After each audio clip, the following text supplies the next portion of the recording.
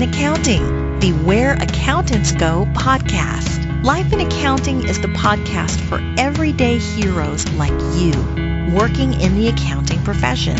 Are you ready to hear from accounting influencers, thought leaders, visionaries, and other professionals leading change in the accounting world? Then stay tuned for Mark Goldman, a CPA, the owner of Where Accountants Go, and your host. Welcome to Life in Accounting. The thing I would say is make that transition, realize you are not in the Army anymore. It's a completely different world. So understand your new surroundings. Understand that everyone has a lot more freedom than what you've had. And there is no right rule that you can point to get a resolution to something, because you're just not in the military anymore. It's a completely different world.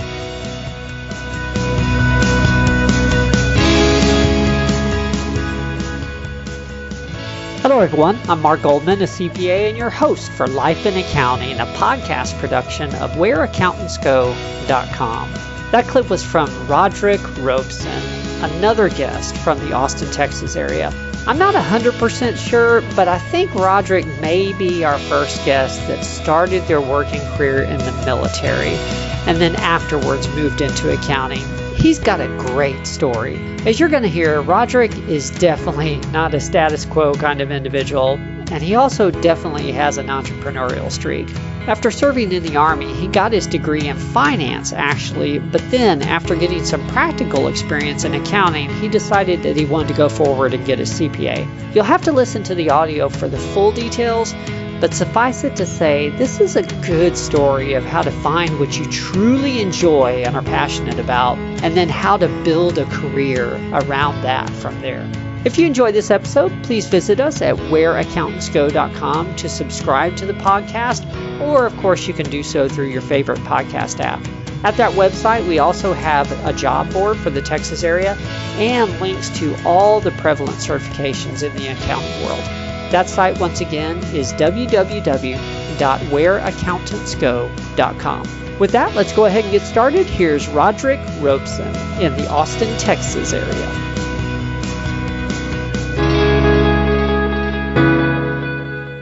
Hello, Roderick. Thank you so much for being willing to share your career with the audience today. No problem. It's my pleasure.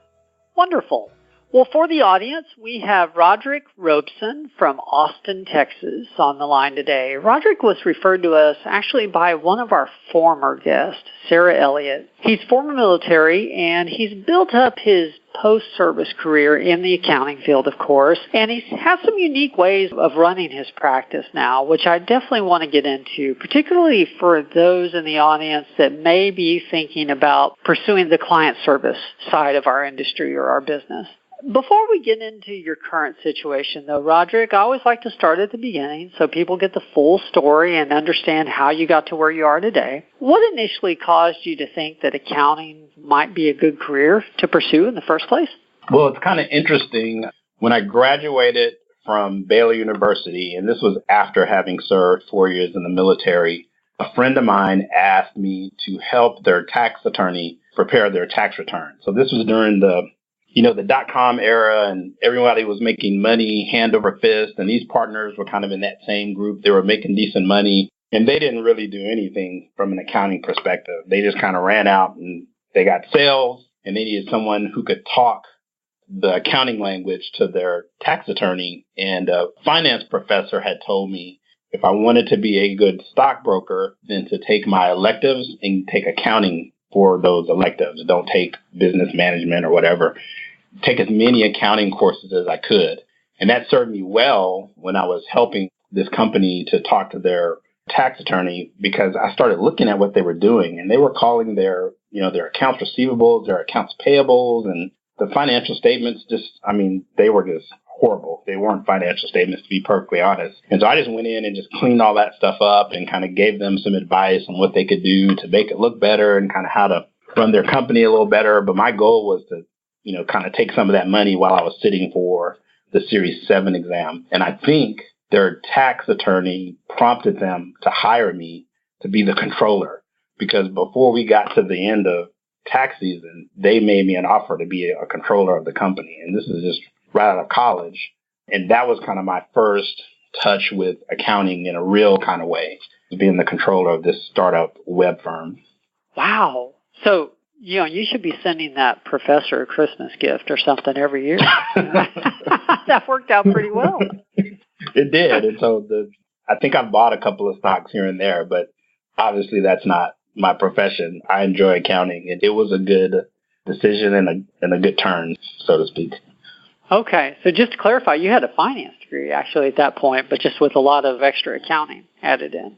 Yeah, I did. Finance was, to me, that was kind of the way to go, but accounting turned out to be a lot more fun. At least it has been for the entire ride. Interesting. Okay. So how long were you with the startup in that controller? It was for about 2 years, I think. So I went in and they gave me free reign to do whatever I wanted. They were out, in California, talking to companies like Technicolor and working with Dell, and they didn't want to worry about the accounting piece. So they said, hey, look, we hired you, and they pay me pretty well. And they said, take care of it. We'll meet once a week, once a month, do whatever. And so for about 2 years, that was my first touch with QuickBooks as well. So I said, well, QuickBooks is going to be a way for us to put our accounting in place. It would be easy to kind of book the transactions because I wasn't an accountant. I was pulling off of my intermediate accounting classes to try to figure out how to post things. So QuickBooks was a way to kind of cheat in my mind because I thought it was cheating, not booking journal entries. But then what that allowed me to do, and I didn't realize what I was doing at the time, was develop internal controls with this company. So right around the 2-year mark, there wasn't really much for me to do. I had helped. We were originally in downtown Austin in an 800 square foot office space, the three of us. At the 2-year mark, I had helped negotiate a lease. And actually, the building we stayed in is around the corner from my current office in downtown Austin. And we had about 2,400 square feet. They had about 3 employees at the time. And there wasn't much else for me to do from my perspective. I had built these processes and they could have just dropped anyone in. And I kind of saw the writing on the wall. It was like, oh, this whole .com thing is about to explode. And I don't know what's going to happen to the company. So I just kind of told him, I said, hey, I'm not adding much more value, I don't think, for you guys. You can drop staff account in here and pay them less than what you're paying me. Or you can do it yourselves if you really want to be involved. Because we actually did like classes. I was kind of teaching them things over that 2-year period. And so I just took about a year off and kind of, explored my options. And they kind of went on their way and did what they did. Incidentally enough, 3 months later, it all kind of fell apart. Wow. The whole .com thing started to collapse at that point. And then I'd found a nonprofit organization. At the time, it was called Austin CDC. It's now People Fund. And what I was doing there was helping the thing that I love to do, which is what I do now, is providing consulting services to small business owners, helping them grow and understand, the language of business, how to grow your company. So with this nonprofit, what I was doing was helping small businesses in the community where my dad had his business to kind of grow their business. And what I saw was, and here's that next turn in my journey, what I saw was there were a lot of CPAs doing things on tax returns, and they were getting paid decent amount of money, but the value they were providing, I'm just like, I could do this, and I'm not a CPA, so I could easily do this. And so I tried to go out on my own. And I picked up a couple of clients, but then when I started trying to raise my rates to what I thought were fair rates, I would get the same objection. Well, you're not a CPA. How do you justify charging that much? And I didn't have a good answer at the time, So I said, well, you know what? Why don't I just get the CPA? What do I need to do to become a CPA? And I looked up the rules at the time. I think I needed 30 more hours, and I decided to go back to college. But I looked at, the top tier schools, UT and A&M. But the problem for me with those schools was not the quality of the education. At the time, they were lockstep programs. So you were going to be there for 2 years, regardless of how fast you wanted to go through the program. And that was pretty consistent. So I was looking for a way to start my business as fast as possible. And Texas State had a Macy program, and I actually called the accounting chair at that time and kind of explained what I wanted to do. And did I have the flexibility to kind of make my own program, so to speak, and get out as fast as I wanted? They said yes. I applied, got in, and the rest is kind of history for there. I went down and, I got the master's in accountancy and eventually sat for the CPA exam. Beautiful. Okay. That's a wild ride there. Started as a controller, went back to become a CPA. It's amazing. What was your first, I guess, accounting job after your second set of school, your second session? Yeah, so the first accounting job was at PricewaterhouseCoopers. Okay. And when I was in graduate school at Texas State, what I was going to do was immediately start my practice. But the auditing professor, Dr. Flaherty, I will never forget him. He was prior service as well. He would badger me about working for the Big Four, because I told him I was interested in starting my own practice. And it just became a routine for us. I'd come to class on the day and he's like, have you applied? Have you applied? Have you applied? I'm just like, I'm not applying. I'm going to do my own thing. And eventually I just said, you know what? If I apply, I'm not going to accept anything and I'm probably not going to get the job. But if I apply, will you leave me alone finally? He goes, yes, that's all I want. And so I applied for all four and, told him, here you go. I applied for all four. And I worked really hard in graduate school and got really great grades and had the option to kind of work for any of the Big Four at that point. But Sarah is the person I first got in contact with at PwC, and she kind of told me about the culture at PricewaterhouseCoopers. And then Ray Garcia was a partner who interviewed me, and he kind of reaffirmed what Sarah had told me. And I picked PwC for the culture there. I felt like my personality kind of meshed. And I thought it would be a good learning opportunity because those are all the things Dr. Flaherty had mentioned why I needed to do that if I was going to start my own practice. And that's some advice I would give to any young person or anyone that's kind of changing careers and deciding and they have the opportunity to work for the Big Four. If you have the opportunity to pick more than one, try to figure out what the culture is at that particular firm because all of the firms, the Big Four, are great learning experiences. You're going to learn a lot. You're going to have great experiences. But your personality needs to kind of mesh with the personalities of the people that are there. And you can find some of that stuff out before you actually work there when you go through the interview process.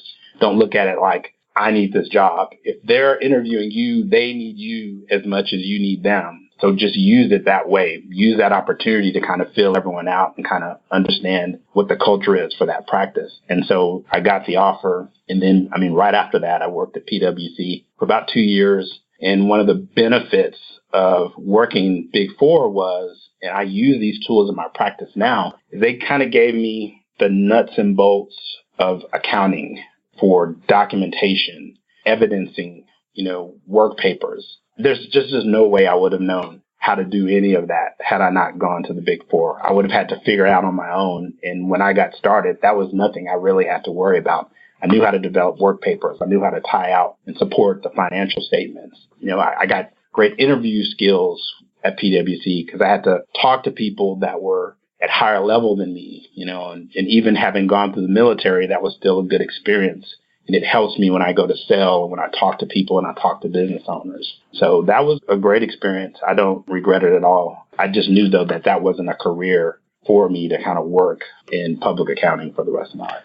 Yeah, it's interesting you say that. I've heard the same thing from individuals that have worked in industry and then purchase a book of business or a practice and start their own practice that way, or even start with clients on the side, but they never worked in another public accounting firm. And I've heard the same thing from employers hiring people that had never worked in public. It's just, they get the work done, obviously, and the client is serviced well, but frequently there's a realization later that they need to tighten up on their documentation and work papers, practices. That's interesting you say that very much. Yep.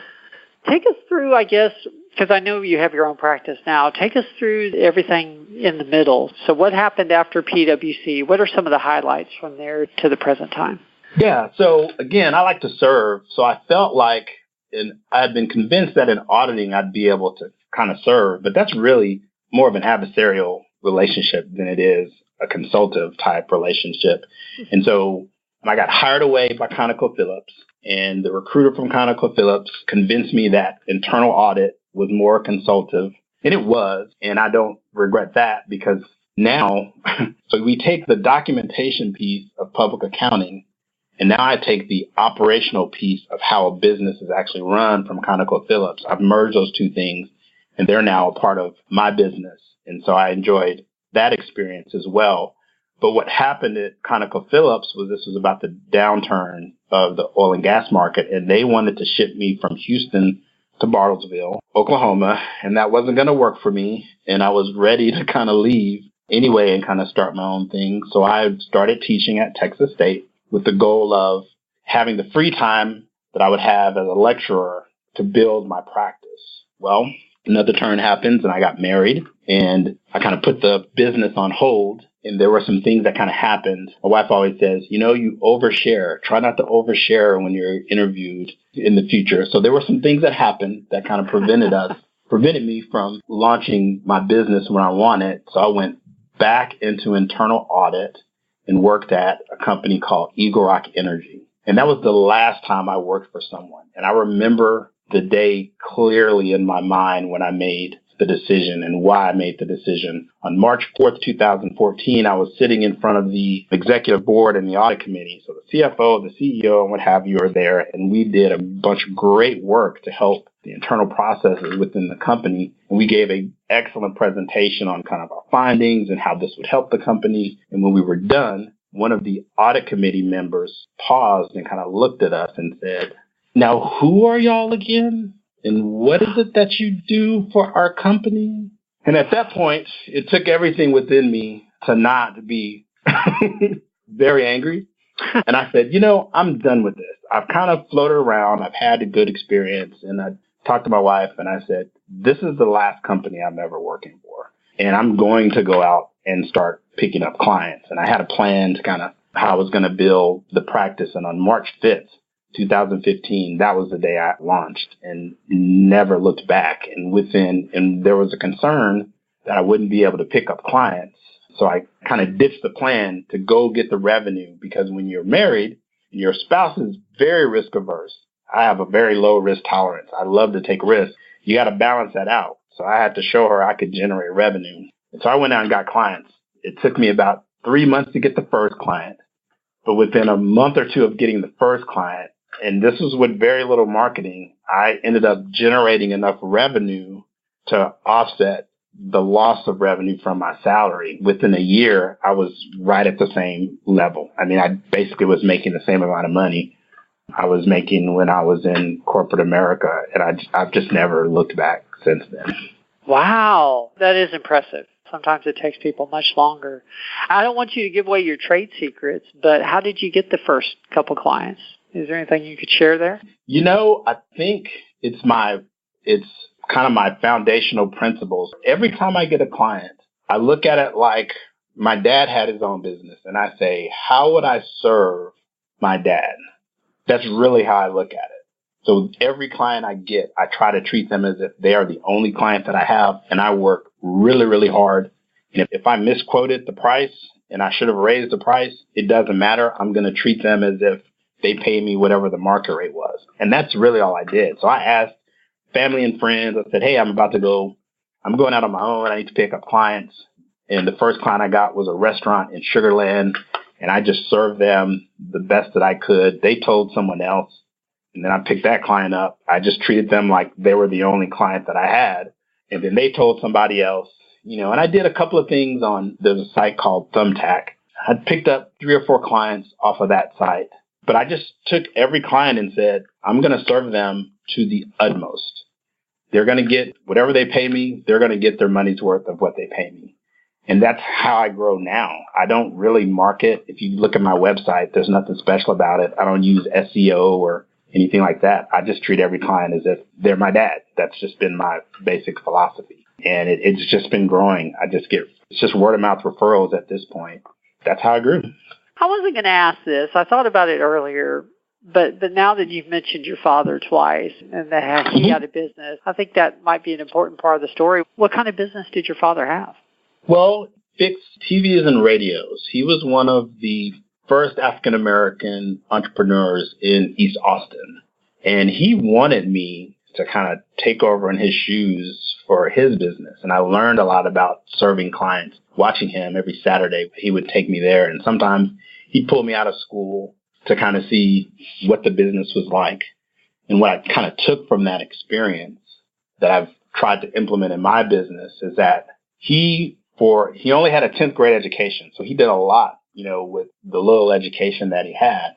But as long as he was working, there was money coming in. But if he wasn't working, then there was no money coming in. So I said, that's something I need to kind of make sure that if I ever do my own thing, I got to figure out a way for the revenue to come in, whether I'm working or not working. And that's kind of what I've learned as an internal auditor from ConocoPhillips, is how to put those processes in place in your business so that whether you're working or not, there's work that's getting done. Now, don't get me wrong, I work a lot. I work several hours, but I've been able to I've been a one-man shop since I've started. I just hired my first employee, and I have about 60 recurring clients, and I'll service as many as 100 to 150 clients a year, tax season and projects here and there. But I was able to do a lot of that stuff on my own because of the process part I learned in internal audit. And so, yes, he is an inspiration to me. He's been a hero, to me, of course, but he's planted the entrepreneurial seeds even when I didn't know that was germinating and growing in the back of my mind. Sounds like you got your customer service attitude from him as well, or serving the customer attitude from him as well. Sounds like that probably rubbed off. Yep. That's good. So tell us about your practice now. Is it primarily tax, or you mentioned something about some projects in there? So the way I started it, my thought had always been, I looked at the traditional accounting model, which is a billable hour model. And I said, okay, this is not a way that I want to go. And I said, I don't want to be the person that my clients see at the end of the year or in January and February. I want to make sure that I'm touching my clients every month because I want to be a part of their business and help them grow. So my practice has always been, it started out with the concept was to be kind of a concierge accountant. I worry about fit more than I do industry. Now, of course, there's industries I avoid.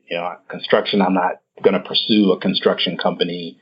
Companies that have a lot of inventory, that type of accounting, I don't want to deal with that. I really don't like job costing. However, if the customer is a good fit, personality-wise, we can work together and they see me as a trusted partner, then I design the pricing and I design the projects around whatever that particular client's needs are. And so, of course, in this small business world, tax is kind of how you get in the door because that's what small businesses think about. How do I minimize my taxes? But once I get in and have that conversation about the taxes and how I can save the money, then that opens the door for another conversation. Now I pull in my PwC and internal audit and talking about efficiencies. I'll ask a client, are you working all the time? You feel like you never have time off? Yeah, I'm always working. Well, we can put some processes in place so that you don't have to work all the time. There may be some things we can automate within your business so that an app is doing that as opposed to you doing that, or maybe we need to outsource a service and you'll have more time to go sell some of your higher profit services or products as opposed to being in the weeds doing the work. And it's like, what's your time worth? So that's really how my practice works. I start off, an introduction to a client is through taxes because that's what small businesses look for in a CPA. And then once I understood their business and they become a client and I become a trusted advisor, then we start to scale up. And so I'd say most of my clients, 85 to 90% are recurring clients where I do the bookkeeping and the taxes. And then I'm a consultant to them, a business advisor. And then the rest could be someone calls me and says, hey, I need a cash flow model or I need some help getting some financing, just whatever project that comes along. But really, the meat of my clients are recurring clients where I'm a part-time controller or CFO / business advisor to them. Okay. When you went full-time into your practice, I guess, what were some of the challenges or what were some of the things that surprised you that you weren't expecting? Wow. What are some of the things that surprised me? Here's an interesting thing. I had a client who was married. I did not know they were married. And they had been married for 2 years.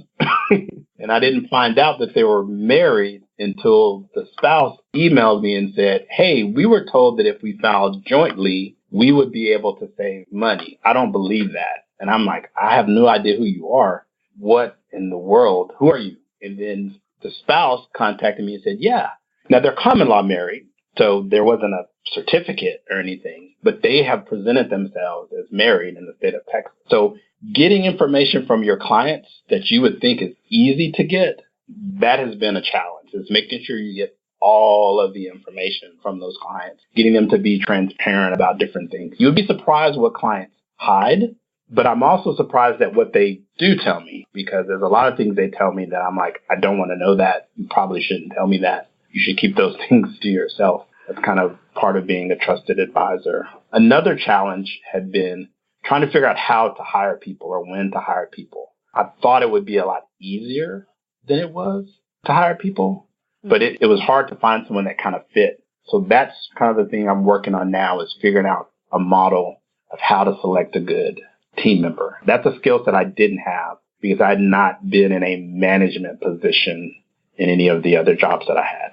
Interesting. Okay. Yeah, you got to figure the client that you didn't know was married, they had to know that they were not telling you the full story, and they just thought they were going to save some money on taxes or something. I mean, how do you not know that that's important? That's amazing. And it is. And I would say, though, you would be surprised, though, and I've had to try to reprogram my mind because we're accountants. So for us, some things are just second nature.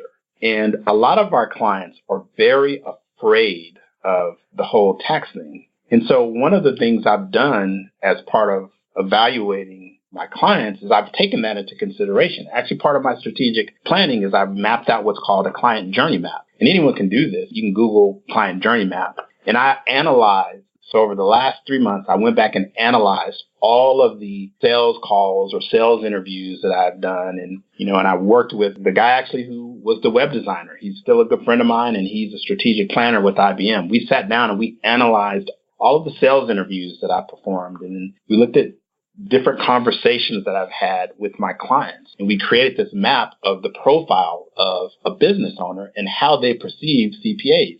And that fear and that lack of knowledge is one of the things that's a roadblock to picking up a client. And so I go in now with the mindset that they just don't know. They don't know what they don't know, and they're intimidated by this whole tax process. And a lot of our clients are intimidated by us because we're the CPA. And, I have clients that call me about things, and I say, well, you don't need my permission to go buy something. It's your business. So we have a pretty big responsibility to our clients because they perceive us in ways that we don't necessarily look at it because we're CPAs. We're in the weeds and we do this all the time. So I wanted to make sure when I did that analysis that I said, let me look at how I interact with my clients from my client's perspective, not just my perspective. And so I'm mindful of what all my clients know and don't know. Just had a conversation with a locksmith company, and they had no idea what they were able to deduct, whether they weren't supposed to deduct anything. And so instead of just filing or trying to contact someone to help them, they just didn't file at all. They just said, we just didn't file any taxes because we didn't know what to do. And we were afraid. And now we're making money and we're more afraid. And we got your name from a friend of ours that said, you are a really great CPA. We need your help. So you'd be surprised at what your clients know and don't know. And you don't know that until you start having those conversations and you dig in and you actually get to know those clients. And once you become that trusted advisor, they tell you, at that point, they start telling you everything, once they can trust you and they know that you're on their side. And I tell other CPAs, the switching costs for a good CPA to a client is very high. So you have a lot of room and a lot of grace to kind of make mistakes. Don't take advantage of that. Use that to your advantage because being an honored consultant, which is what a respectable consultant, an honorable consultant, which is really kind of what the practice was built on from what I've learned from graduate school, the accounting practice. So I take that to heart. So, give your clients a little slack. You know that because you're trained, but they don't know. They only know what they know. They're locksmiths, they're realtors, they're mechanics, they're whatever they are. They don't know what we know. So cut them a little slack. Interesting. So tell us about the future of your practice. What does success look like? What's your vision for the next few years? My vision is to automate a lot more than I'm automating now. The concierge model for me, I think, works if I want to stay at the level I'm now. If I don't do anything differently, I'm going to live a pretty happy life and I'll, make a good living. But I'd like to grow a little bit more. And the way for me to grow is going to be to add staff. So I need to put more processes in place. I need to document more. I need to automate more and more. So that's where I am now. I'm in the middle of finishing up a strategic plan. It's a 3 to 5 year strategic plan to kind of ramp up. And I may be adding staff or I may be merging. I've talked to a couple of other accounting firms and bookkeeping firms. And so I may be merging. If the culture of those firms kind of match what I want as a culture, then I'll merge. If not, then I'll start hiring tax professionals and bookkeepers, and I'll train them myself, and then we'll kind of grow that way. So standardizing pricing, standardizing all the processes, less customization, that's kind of the future for me. Okay. Yeah, I'm curious because you mentioned being paperless to me in the scheduling conversation. Now we're talking about automation. What systems do you use in your practice or with your clients? I use Citrix ShareFile for all of the documents, for document retention, because it has bank encryption. Interesting story regarding document management. I was using Dropbox at one point, and I had a client in Houston. They were multi-million-dollar, potentially, they weren't a client. I take that back. They were a potentially multi-million-dollar client, and they saved all of their information on Dropbox with the link that I gave them. And I kept waiting for them to respond to me, and they said they saved the documents there, but neither one of us could ever find those documents. And Dropbox wouldn't let me call them because I didn't have a specific type of service. And to this day, we don't know where those documents are. So I moved to Citrix ShareFile because they had customer service and they had bank level encryption. And it integrates with DocuSign, which is the platform, e-signing platform that I use. And it allows my clients to log in and get whatever information they need. And I can get notices whenever something is added to the folders. And if I need any customer support, I can actually physically call someone and say, hey, what's going on? Help me to find this. And then I'm a QuickBooks Online shop exclusively. I don't use Xero or desktop. And the reason why I have refused to use multiple platforms is because that throws off my process. So now I have to create a whole new process for desktop or Xero.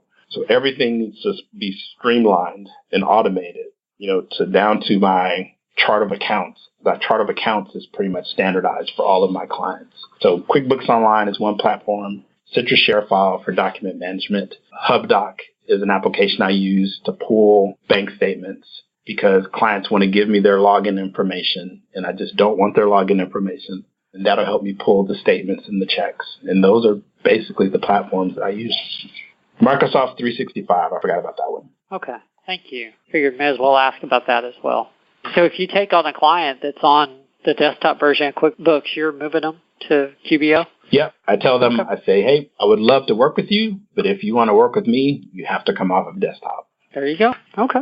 Well, I've got some final questions I end every podcast with, but there's one more thing I want to ask about, and I'm going back a ways here. But it wasn't long ago I was speaking to a student about their career, and the individual is former military. And so we were talking about, the options and, what he wanted to do with his career and that kind of thing. And it was interesting. I told him, if I were you, I think, there are many things you could do, but I think one of the things I would do is find some individuals like yourself, but that are further along, that are former military and have built their accounting careers, and talk to them. Maybe you'll share some things in common. And he asked me, do you know anybody like that? And I started thinking, I'm not sure I know too many. And then here, it's only a couple months later, and I'm talking to you on the phone. Is there anything that you feel, anything you can put your finger on that helped you transition, into the commercial world or specifically accounting? Anything you think you did well that helped that work out smoother?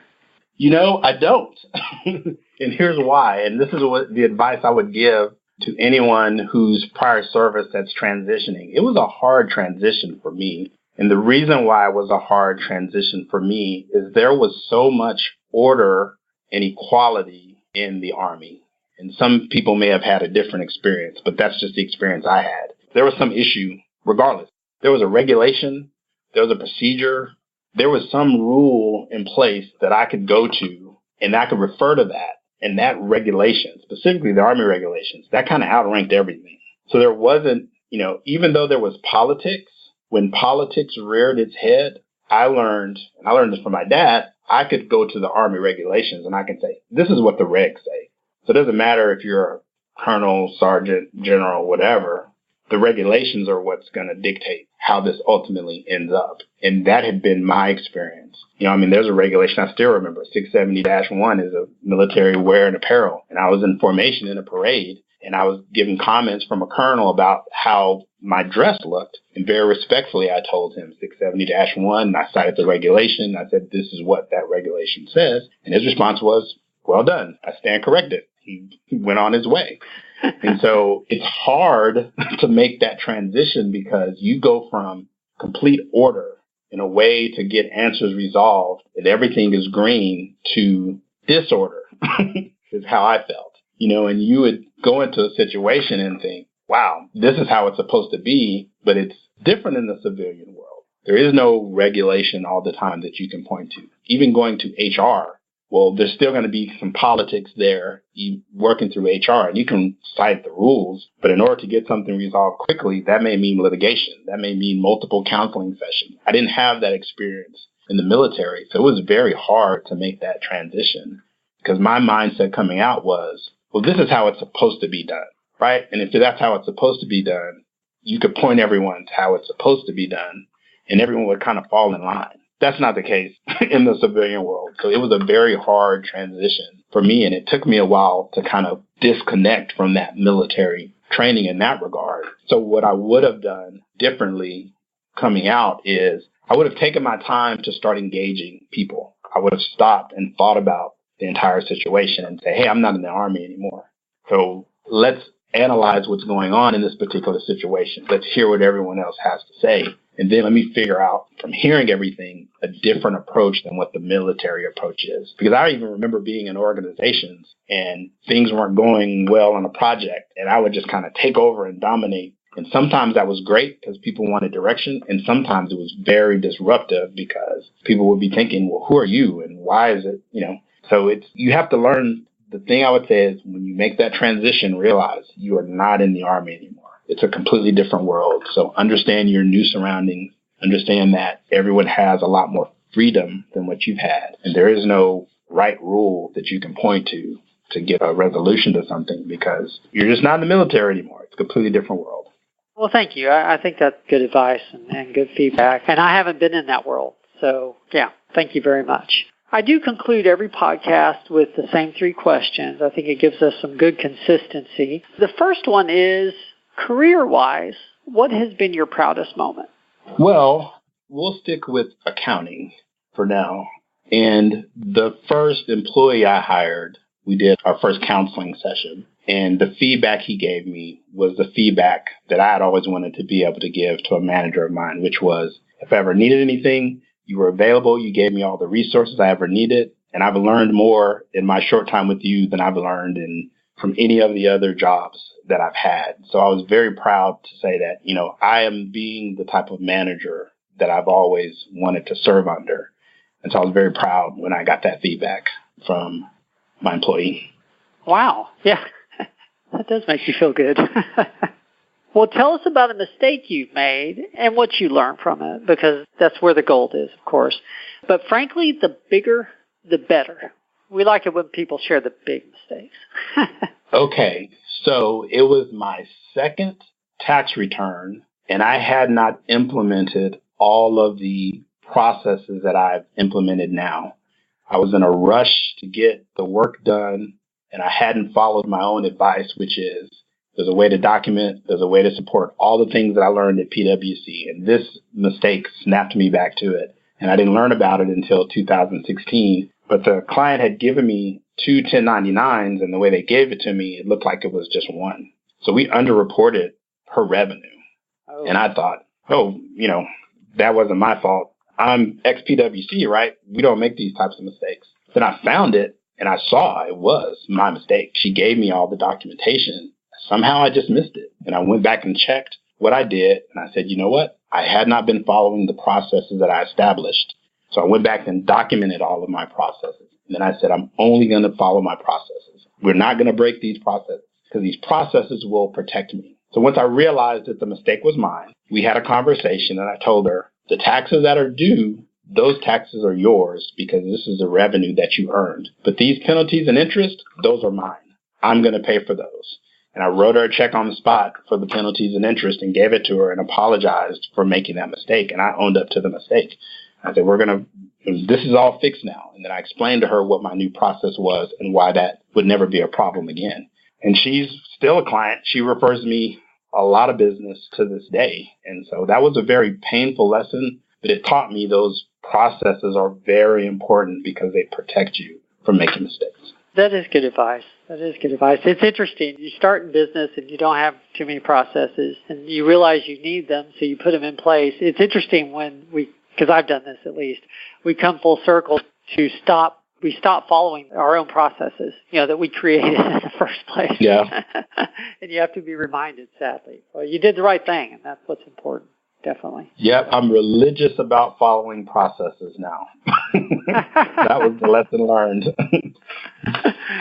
Well, final question, and then we'll close it down. What is the best piece of advice that you have ever received?